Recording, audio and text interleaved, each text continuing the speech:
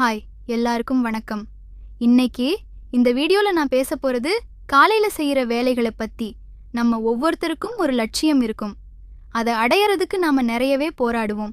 சில பேரு சரியான வழியை தெரிஞ்சுக்கிட்டு போராடுவாங்க, சில பேரு எப்படின்னு தெரியாம போராடிக்கிட்டு இருப்பாங்க. நம்ம லட்சியத்தை அடையறதுக்கு நிறைய வழிமுறைகள் இருக்கு.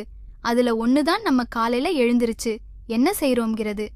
இந்த காலை டைம் நம்ம வாழ்க்கையில ரொம்ப முக்கியமானது. ஆனா நிறைய பேர் அதை மறந்துடுறாங்க. பிரபல எழுத்தாளர் ராபின் சர்மா நம்ம நாளை எப்படி ஆரம்பிக்கிறோமோ அப்படியே தான் அந்த நாளும் போகும் அப்படின்னு காலை டைமிங் பத்தி சொல்லியிருக்காரு. தொடக்கம் சரியா இருந்தா முடிவும் சரியா இருக்கும். ஸோ இந்த காலை நேரத்தை எப்படி நல்லபடியா பயன்படுத்தலாம்னு இந்த வீடியோல பார்க்கலாம். இந்த சேனலுக்கு முதன்முறையா வர்றீங்கன்னா ப்ளீஸ் சப்ஸ்கிரைப் திஸ் சேனல். அப்படியே இந்த வீடியோக்கு ஒரு லைக்கை போட்டுட்டு பாருங்க ஃப்ரெண்ட்ஸ். நீங்க காலையில எழுந்ததும் நல்ல தெளிவா ஒரு நல்ல நோக்கத்தோட எழுந்திருக்கிற மாதிரி நினைச்சு பாருங்க. இந்த உலகம் எல்லாம் எழுந்திருக்கிறதுக்கு முன்னாடியே எழுந்து உங்களுக்கு இந்த காலை நிறைய நேரம் கொடுக்கறத நினைச்சு பாருங்க. நம்ம எல்லாருக்குமே டெய்லி நம்ம ஒர்க்கை முடிக்கிறதுக்கு கிடைக்கிற டைம் பத்தவே மாட்டேங்குது. அப்படி இருக்கும்போது எக்ஸ்ட்ரா டைம் கிடைச்சா எவ்வளோ நல்லா இருக்கும் யோசிச்சு பாருங்க. அதுக்கு நீங்க செய்ய வேண்டியது எல்லாம் ஒன்னே ஒன்று தான். இந்த வீடியோவை கடைசி வரைக்கும் பாருங்க. முதல்ல மன அமைதியை பத்தி பேசலாம். அப்படின்னா என்னன்னு நீங்க நிறைய பேர் கேட்பீங்க. எனக்கு தெரியும். இதோ அதுக்கான ஸ்டெப்ஸ். எந்த ப்ராப்ளம் வந்தாலும் அதுக்கான சொல்யூஷன் நாம பொறுமையா அமைதியா யோசிக்கும் போதுதான் கிடைக்கும். அந்த பொறுமை அமைதி எல்லாமே நம்ம மனசு சம்பந்தப்பட்ட விஷயம். ஓகே, அந்த அமைதியை எப்படி கொண்டு வர்றது? அது ரொம்ப ஈஸி ஃப்ரெண்ட்ஸ். காலை நேரம் ரொம்ப அமைதியான நேரம். அந்த நேரத்துல நம்ம மைண்டை கான்சென்ட்ரேட் பண்றது ரொம்ப ஈஸி. ஸோ காலையில மெடிடேஷன் பண்ணிட்டு அமைதியா ஆரம்பிச்சா நம்ம மனசுக்கு அமைதியும் கிடைக்கும். அந்த நாள்ல வரப்போற சவால்களை சந்திக்க பவரும் கிடைக்கும். மன அமைதியை விட நமக்கு ஒரு பெரிய பலம் எதுவுமே கிடையாது. மன அமைதி இருந்தா எந்த சவாலையும் தூசி மாதிரி தட்டி ஊதிட்டு போயிட்டே இருக்கலாம். ஒபரா வின்ஃப்ரே ஒரு தத்துவத்தை சொல்லியிருக்காங்க. நம்ம வாழ்க்கையை நாம பாராட்டினோம்னா நம்ம வாழ்க்கையில பாராட்டுறதுக்கு நிறைய விஷயங்கள் ஆட்டோமேட்டிக்கா நம்ம வாழ்க்கையில வரும். காலை நேரம் அதுக்கு பெஸ்ட் டைம். ஒவ்வொரு காலையிலையும் உங்க வாழ்க்கையை நீங்க பாராட்டுறீங்களா? அடுத்து உடற்பயிற்சி ரொம்ப முக்கியம். இது நம்ம மனசையும் உடலையும் புத்துணர்ச்சியோட வச்சுக்கும். நல்லா உடற்பயிற்சி பண்ணிட்டு வந்தா எப்படி ஃபீல் பண்றீங்க? புத்துணர்ச்சியா, சந்தோஷமா, கொஞ்சம் அதிகமா எனர்ஜியோட இருக்கிற மாதிரி இருக்கா? ஆனா நமக்கு எக்ஸசைஸ் பண்றது தான் ரொம்ப கஷ்டமான வேலையாச்சே. நான் ஒன்றும் உங்களை டெய்லியும் 100 புஷ்அப்ஸ் அப்புறம் 100 சிட்டப்ஸ் எடுக்க சொல்லல. சிம்பிளா உங்களால என்ன முடியுமோ அதை செய்ங்க போதும்.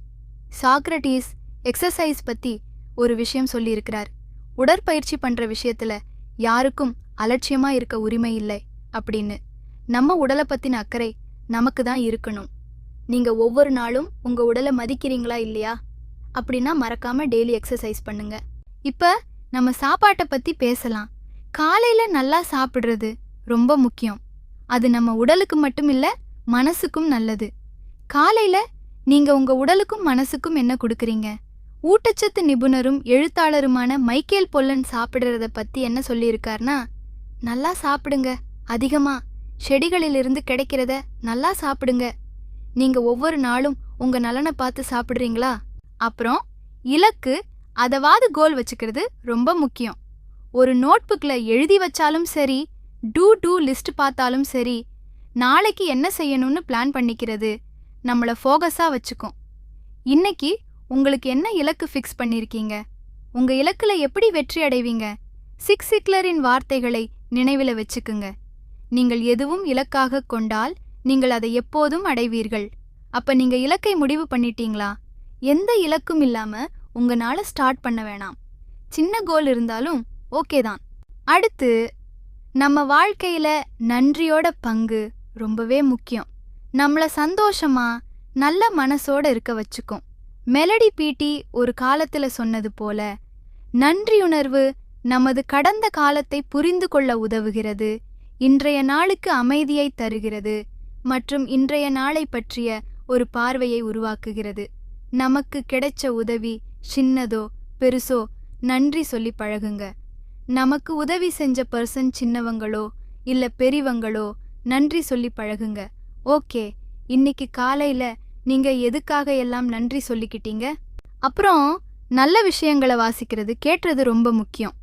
ஒரு புத்தகத்தோட சில பக்கங்களை, ஒரு பாட்காஸ்ட்டை அல்லது நல்ல வார்த்தைகளை நம்ம மனசுக்கு கொடுத்துக்கிட்டா நம்ம மனசு நம்மளை புத்துணர்ச்சியோட வச்சுக்கும், புது யோசனைகள் வரும். பாசிட்டிவான விஷயங்களை காலையில கேட்கும்போது நம்முடைய அந்த ஃபுல் டேவும் பாசிட்டிவாவே இருக்கும். நீங்க இன்னைக்கு காலையில என்னெல்லாம் நல்ல விஷயங்களை வாசிச்சீங்க, கேட்டீங்க? லிஸ்ட் பண்ணுங்க பார்க்கலாம். சரி, இப்ப நீங்க காலையில செய்யற வேலைகளை எல்லாம் யோசிச்சு பாருங்க. அது நமக்கு உதவியா இருக்குதா? நம்மள நல்ல மனுஷனா மாத்திக்கிட்டு இருக்கா? ஹால் எல்ரோட் சொன்ன மாதிரி நம்ம காலையில செய்யற வேலைகள் தான் நம்ம வாழ்க்கையில வெற்றி அடையறதுக்கு முக்கியமானது. ஸோ நீங்க ஒவ்வொருத்தரும் உங்களுக்கு பிடிச்ச மாதிரி காலையில செய்யற வேலைகளை பிளான் பண்ணி பாருங்க. ட்ரை பண்ணுங்க, மாத்திக்கோங்க. உங்களுக்கு என்ன உதவுதோ அதை கண்டுபிடிங்க. இறுதியா உங்களை ஒரு கேள்வி கேட்குறேன். நீங்க நாளைக்கு எப்படி ஆரம்பிக்க போறீங்க? உங்க கையில தான் அதோட பவர் இருக்கு. அதை பயன்படுத்தி பாருங்க. உங்க வாழ்க்கை எப்படி மாறுதுன்னு பாருங்க. Thank you friends.